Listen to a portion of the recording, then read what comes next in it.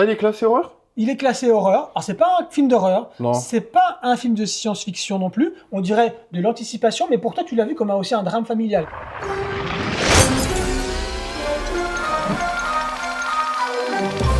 Stan? Stan? Qu'est-ce que tu fais? Ah, j'ai trop chaud aujourd'hui. Pas toi? Mais il fait 17 degrés. Bah écoute, je sais pas ce qui se passe. Et toi, t'as l'air bien là. Ouais, et bah écoute, je reviens de la piscine.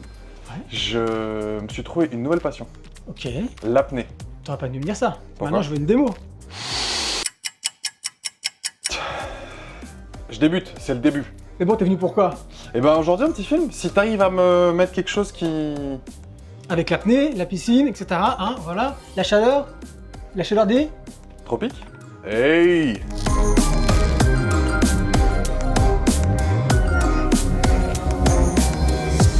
Tu m'avais dit, avant que je le regarde, que ça a été tourné près de chez nous?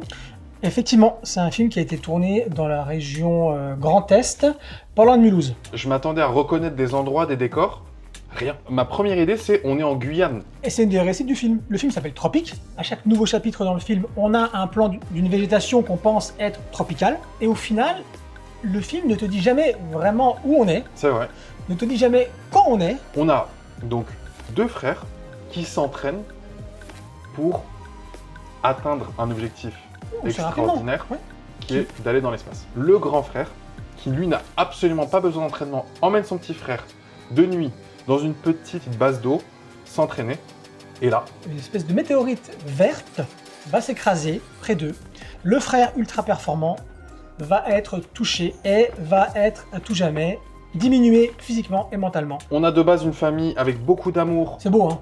Les séquences de repas, quand ils dansent ensemble avec la C'est ça, maman. Et quand il y a un petit grain de sable, quand quelque chose vient un petit peu enrayer la machine, il y a des problèmes qui apparaissent. Je viens de parler de grain de sable. J'ai beaucoup aimé ce grain particulier donné à l'image. Quand je l'ai vu sur grand écran, au festival de Gérardmer, on voyait énormément de grains sur l'image, Là, en l'occurrence, ça a été tourné numériquement ou à la pellicule? à la pellicule.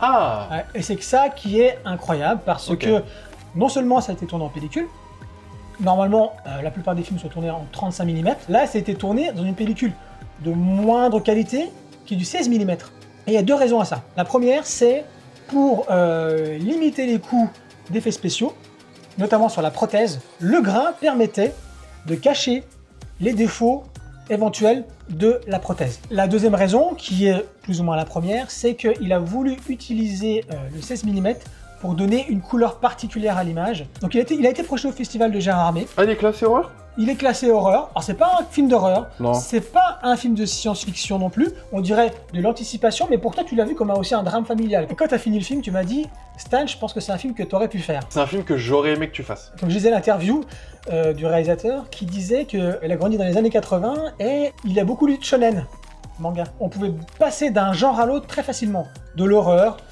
à l'action, au truc de sport, au drame familial, sans que ça pose aucun problème. Et quelque part, c'est ce qu'on retrouve dans son film. Donc, Il a fait un deuxième film, Édouard Salier? pas encore, mais c'est en cours. Monsieur Salier, message de la part du Ocho Picture Club. Nous attendons avec impatience votre deuxième film. Whoa, let me back up for a minute.